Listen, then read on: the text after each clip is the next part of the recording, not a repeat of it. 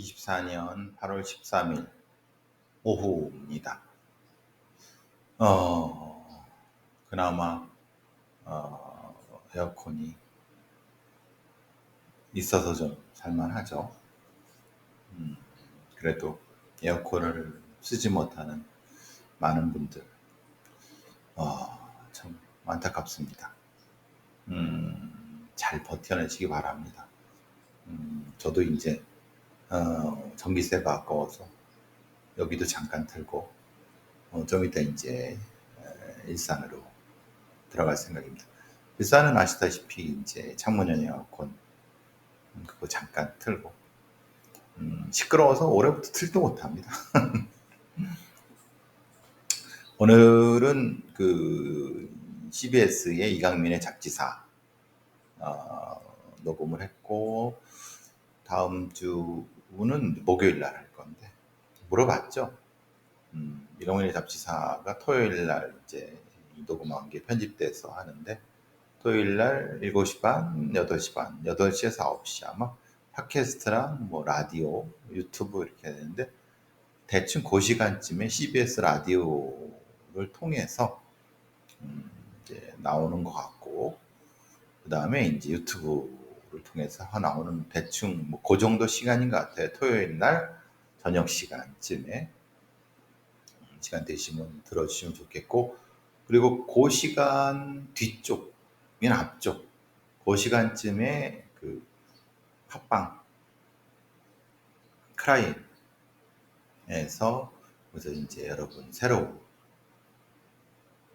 그 컨텐츠를 그 앞뒤로 배치 미스터리로 이 빨간반 할 거니까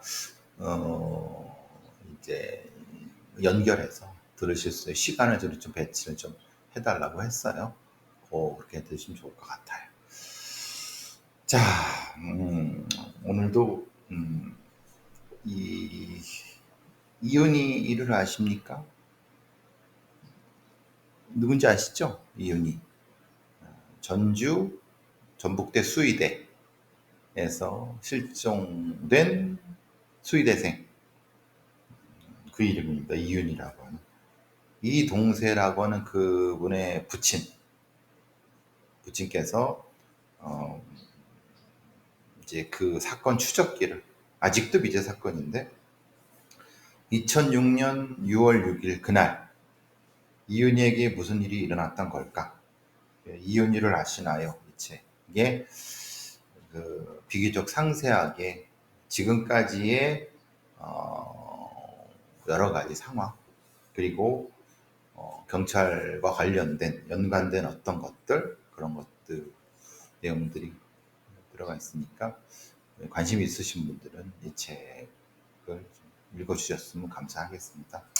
사실 뭐 아시다시피 이윤희가 돌아올 가능성은 없죠. 그런데 이 늙은 아버지 이제 뭐 얼마나 사시겠습니까?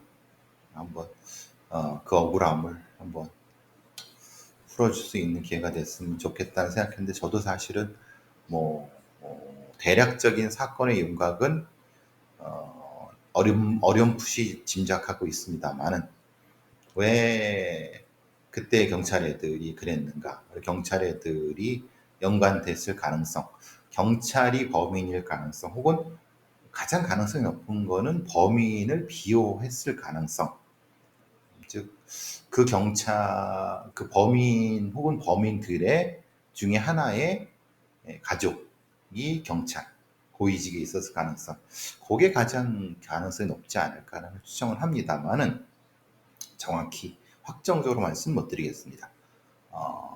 그런데 그 가능성이 좀 있는 것 같아요. 그리고 아마도 이 부친께서도 그런 쪽으로 많이 보시는 것 같고 제가 보기에도 석연치 않은 점이 많습니다.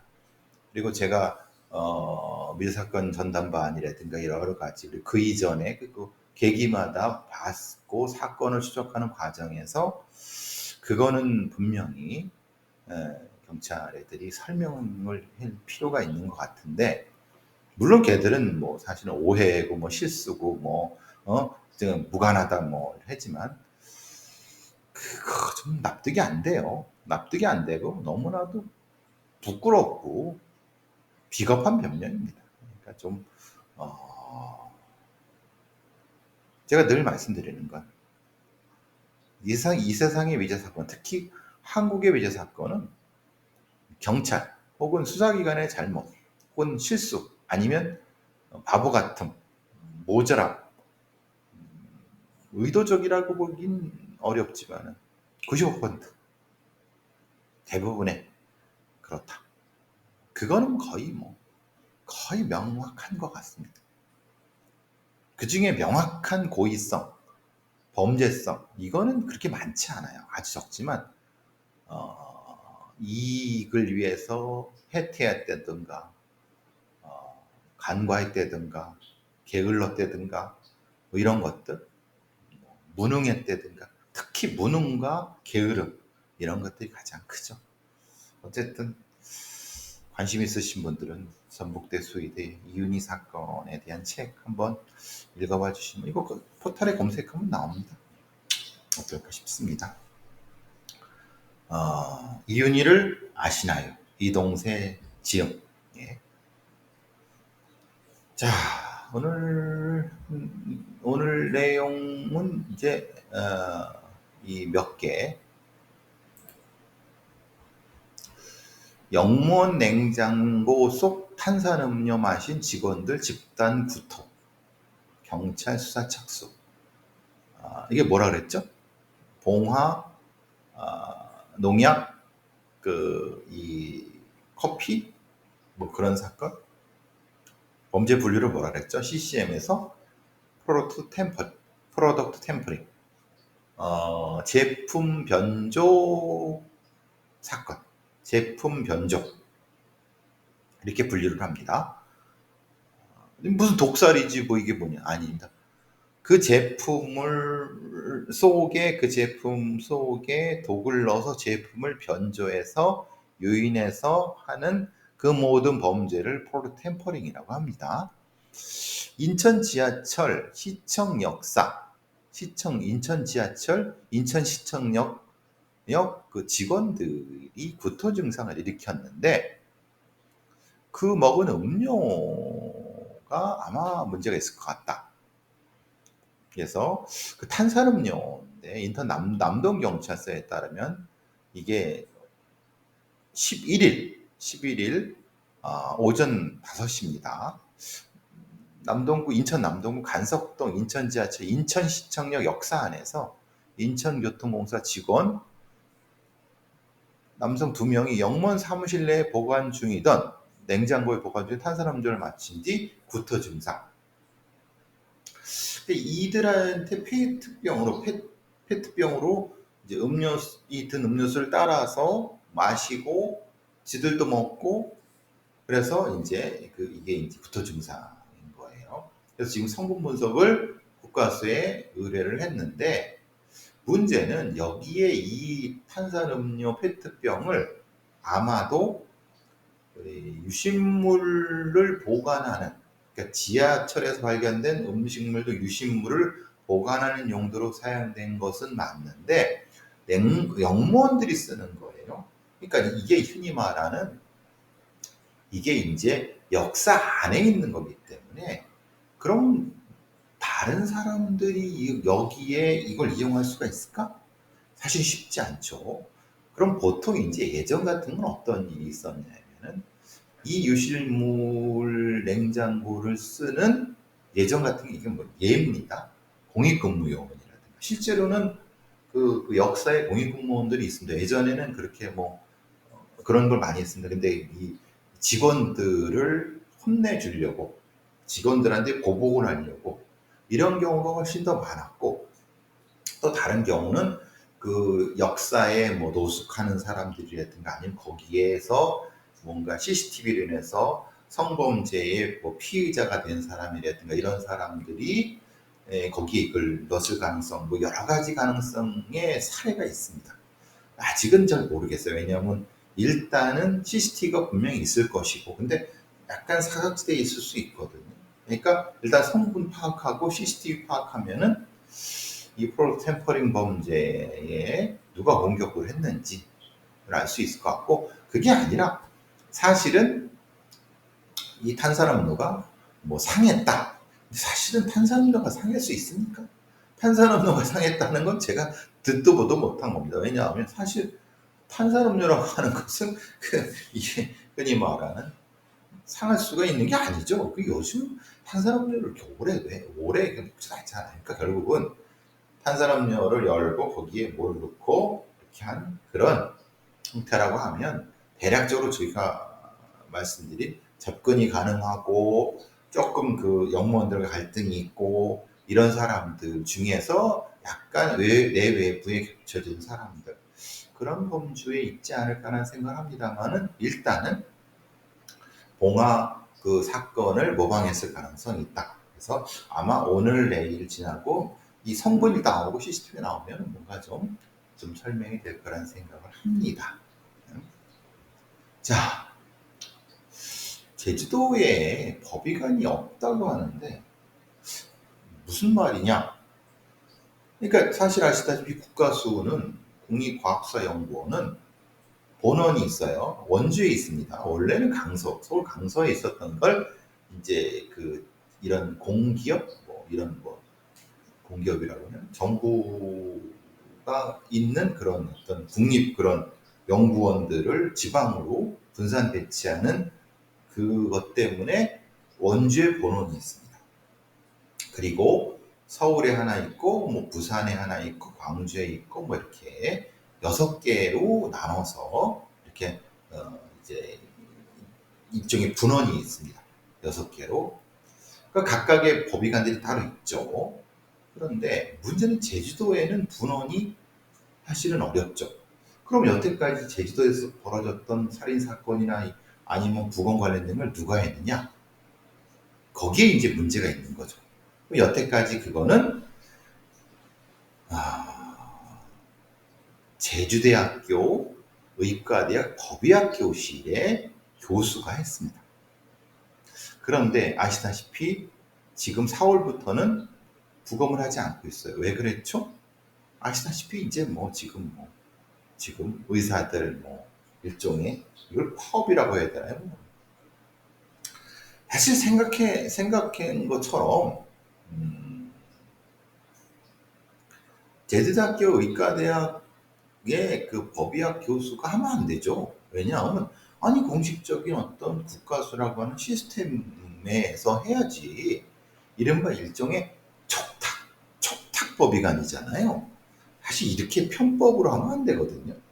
제가 늘 말씀드리지만 국어임의법, 법의관법이 꼭 있어야 된다. 그러니까 지금은 다 주먹구구식으로 공의한테 맡기고 촉탁이한테 맡기고,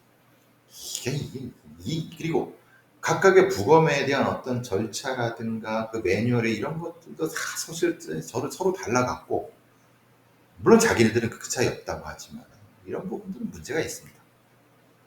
그러니까 증거보관법, 증거분석이든 증거 관련된 법, 법의관, 부검의법, 그 다음에 시체 공시소법, 이 3가지가 한 번에 합쳐져도 좋고 사실 하나의 법도 좋고 어쨌든 이게 필요한 부분이에요. 어쨌든 제주도 부분은 지금 여태까지는 제주대학교의 의대 법의학교실에서 협조를 했었죠. 근데 이제 안 해. 왜? 그러니까 그래서 공공의대가 필요하다. 그리고 공공의대, 부검과 국가과학수사가 할 수 있는 그런 영역은 별도의 의대 티오로 해던 아니면 별도의 교육과정이 있어야 된다. 그게 의사가 아니어도 상관없다. 왜 의사가 꼭 합니까? 그렇지 않습니까? 그러니까 이것도 의사들의 고집이고 아집입니다. 쓸데없는 선민의식 때문에. 그러니까 근데 지금까지 어떻게 했느냐? 결국은 제주경찰에서는 6개, 7개의 그 흔히 말하는 지역 법의관들이 순번을 정해서 매주 수요일 날 이렇게 뺑뺑이 돌고 있는 거예요. 뺑뺑이 돌고. 그러니까 출장 부검을 하는 거죠. 그러니까 그러면 이게 이제 어느 수요일은 이제 원주에서 오고 어느 수요일은 부산에서 오고, 이게 그냥 비행기 값하고 그것도 참 난립니다. 그러니까 이게 언제까지 이러려고 합니까? 그리고 이게 이제 문제가 그거예요. 그러면 차라리 제주대의 의과대학 법의학교실에 부검 관련된 공간은 있을 거잖아요. 그렇죠? 그럼 공간이라도 줘야 되는 거, 그러니까 좀, 흔히 말 쓰게 해줘야 되는 거 아닙니까? 근데 이 제주대학교 의대 법의학교실 애들이 웃긴 게 공간도 못 쓰게 하고 제주시 양지공원 관리동 지하에 부검실을 별도로 마련해 갖고, 그러니까 이건 너무하는 거 아닙니까? 그러니까 자기가, 아니 그 법의학교실의 교수가 난 그래 못하겠다, 뭐 다른 이유 때문에, 그러면 자기는 사람은 없어도 그 다른 사람이 와서 공간은 제공을 할 수 있는 거 아닌가요? 그것도 싫어? 야, 이게 너무 심한 거 아닙니까? 제주대학교가 사실은 어떻습니까? 국립대학교 아닙니까? 그러니까 그게 의사들 참 이게 좀 너무하는 것 같아요. 그러니까 이렇게 주먹보고식으로 지들 마음대로 뭐 이게 뭡니까? 그러니까 사실은 국가수, 그러니까 부검 관련된 부검이들은 부검법에 의해서 국가과학수사위원회에 의해서 거기에 소속된 공적인 어떤 부검 인력이 하게끔 해야 되는 거지. 그게 그 국가수의 소속이 아니라, 그러니까 국가수는 국가과학수사위원회 소속으로 돼서 이렇게 해야 되는 거지. 지금같이 주먹보고식으로 참 안타깝습니다. 여태까지 그러면 이제 이게 뭐 제주연구소를 이제 저기 만든다고 111억을 요청을 했다고 해요. 그러니까 국회에 아니면 이제 어쨌든 기재부에 뭐 이런데, 근데 이거를 저기 그 행안부랑 기재부가 주겠습니까? 저는 그게 제일 걱정이에요.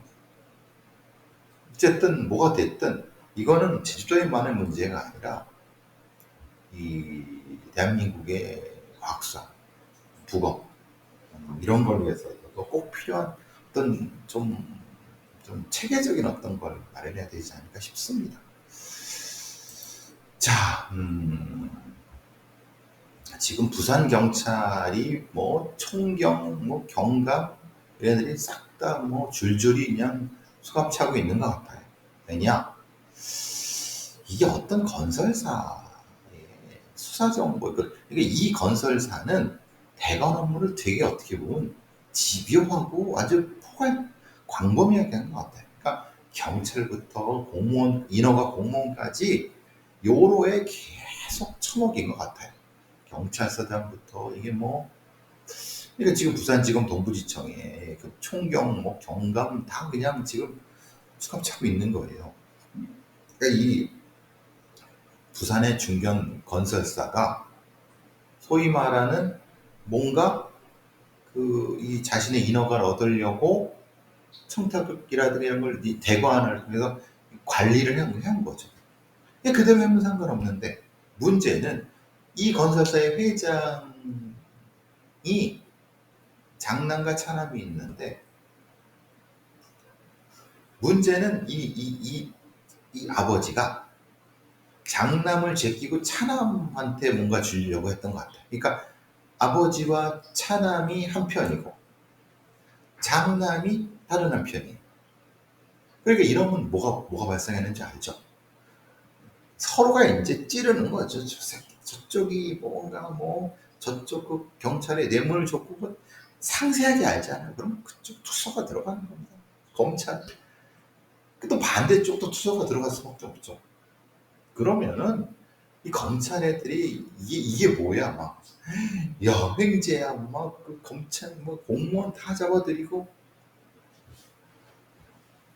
난리가 나는 거죠. 지금 검찰은 장남을 구속 수사했고 또 변호사 세무사도 청탁 이런 것까지 뭐 난리도 아닌 거예요.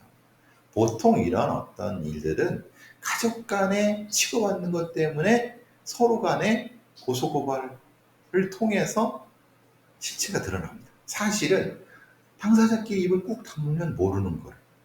결국은 이 아버지는 지난 3월에 죽었고 나머지 뭐 검찰, 수사관, 경찰 뭐 지금 줄줄이 사탕으로 줄줄줄 엮이고 있어요.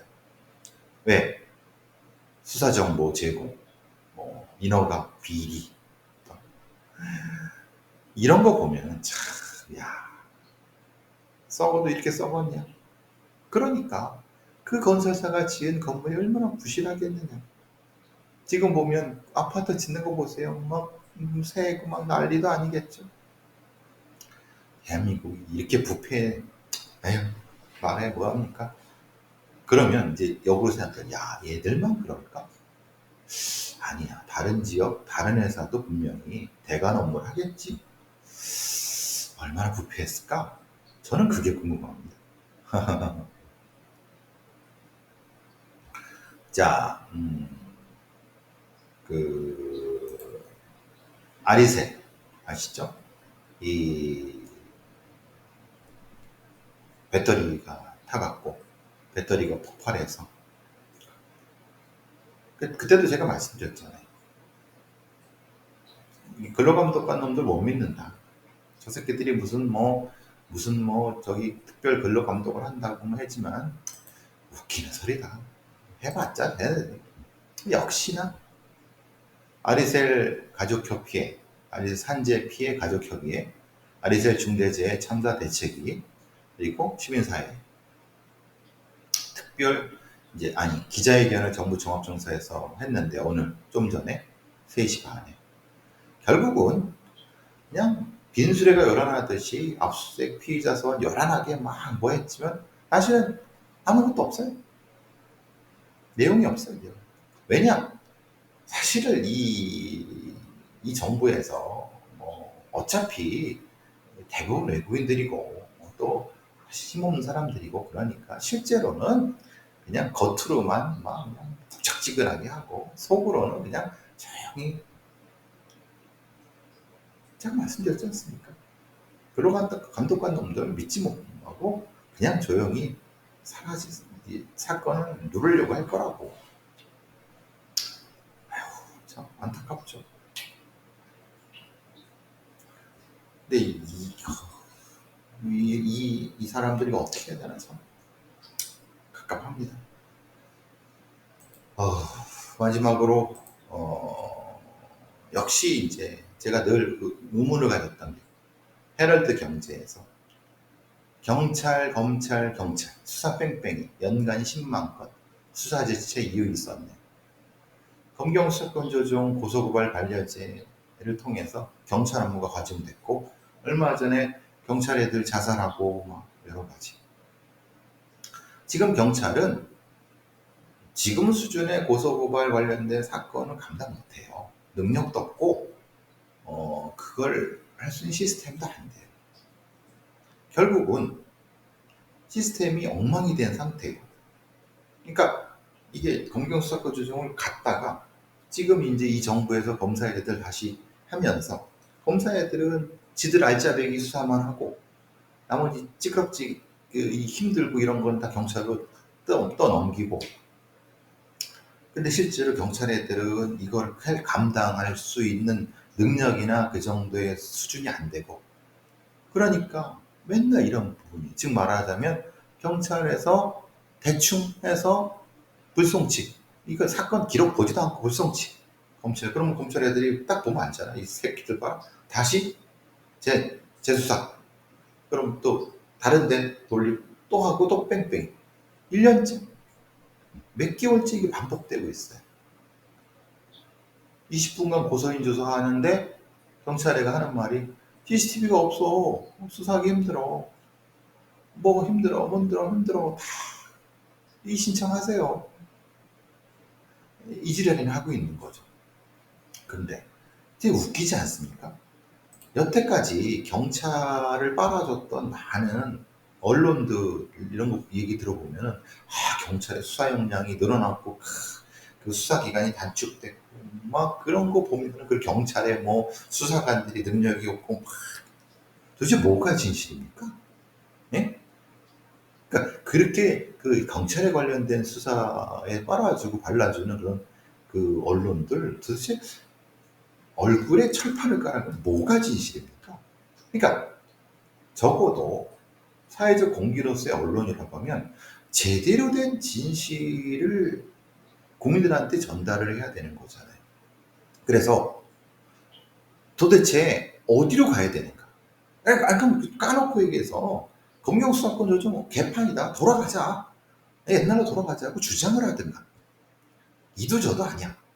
그냥 지금 개판이야. 엉망이야. 어쩔 거야? 라고 그냥 이렇게 전달식이에요. 결국은 수사는 미뤄지고 질문도 하지 않고 오히려 범죄자보다 경찰 애들이 더 밉고 화가 난다. 이렇게 되고. 그래서 오히려 경찰 내부에서는 이런 얘기를 하는 거죠. 차라리 옛날로 돌아가자. 이런 얘기도 하고. 그러니까 근데 얘네들도 분석 능력이 없어. 도대체 정확히 뭐가 문제고 정확히 어떻게 해야지 이걸 해결할 수 있는가에 대한 문제 제기라든가 분석적 제기를 안 해요. 왜냐하면 경찰 눈치도 봐야 되지, 검찰 눈치도 봐야 되지. 그러니까 애매하게 그냥 일부 경찰은 돌아가자 하고 근데 검찰 애들은 어떻습니까? 방관하는 거죠. 잘 됐다. 어차피 우리 책임도 아닌데. 거기에서 이 경찰 애들은 죽어나가요. 경찰 실무놈들은 정권의 그 똥구녕에 빨아주려고 합니까? 실제로는 이런 어떤 그 민생 치안 이런 것들 관심 없고 하명수사나 경찰 이런 거나 관심이 있고 지들 출세나 관심이 있고 실제로 이렇게 몇 개월씩 장기 보유 사건, 미제 사건, 뺑뺑 이런 것들 관심 없어요. 알아서 밑에 조지는 거예요. 그럼 거기서 이제 자살하는 놈, 도망가는 놈, 사표 내고 나가다가 아니면 뇌물 주고 딴 데로 돌아가는 놈, 별 개판인 거예요. 지금. 그러면 정확히 어떻게 해야자 얘기를. 저는 얘기하잖아요. 즉 말하자면 경찰에 수사경찰, 행정경찰 분리를 하자. 이럴 바에는 행정경찰과 불리고 검찰 수사관들을 빼서 이렇게 경정수사권을 더 강하게 하든 아니면 아예 이 부분을 못하겠다고 분리해달라고 하든 그러니까 그런 형태의 어떤 의견 제시나 분석적 의견 제시도 못해요. 우리나라의 등신 같은 언론이라고 하는 것들은 그냥 이렇게 그냥 그 고소인 고발인들은 억울하고 이런 일이 있어요. 경찰도 첨예 기소가 현실이고 실질적 진실 파악이 어려워요. 사법 회계 양산 중이에요. 쳇바퀴 반복되고 있어요. 그러고 이제 많은 거예요. 그리고 무슨 검사 출신의 변호사 얘기가 사법 피해자들이 양산되고 있어요. 뭘 어떻게 하자는 거야? 사법제도가 먹통이에요. 대부분의 지금 이 관련된 그 기사들이 대부분 이런 수준밖에 못 됩니다. 그러니까 언론이 제 기능을 안 하고 있어요. 눈치 보고, 검찰 눈치 보고, 경찰 눈치 보고, 이런 게 언론입니까? 쓰레기들이지. 그러니까 정확히, 그리고 말하자면, 국회도 제 역할을 안 하고 있어요. 이 개판이면은, 뭘 어떻게든, 어디로 가자든, 법을 좀 바꿔서, 좋아. 현실적으로 과도기를 두든. 이러니 죽어나가는 놈들, 경찰애들 죽어나가고, 고소인, 민원인, 일반 시민들은 그냥 난리 아우성이고, 어쩌자는 거예요, 지금. 제발 제 역할을 해라. 물론 이게 검사 애들의 보관일 수도 있어요. 노림수일 수 있어요. 어차피 개판이니까 그래 경찰 옛날로 돌아가면 되지 뭐. 거봐 지금 경찰 무능하고 능력도 없고 개판이잖아. 옛날에 얼마나 잘했어 라고 하잖아요. 옛날에 잘했습니까? 잘한 거 맞습니까? 잘한 척하는 환상 아닙니까? 어쨌든 좀 제 역할을 해라. 그리고 언론이 제 역할을 해라. 그런 얘기를 하고 싶습니다.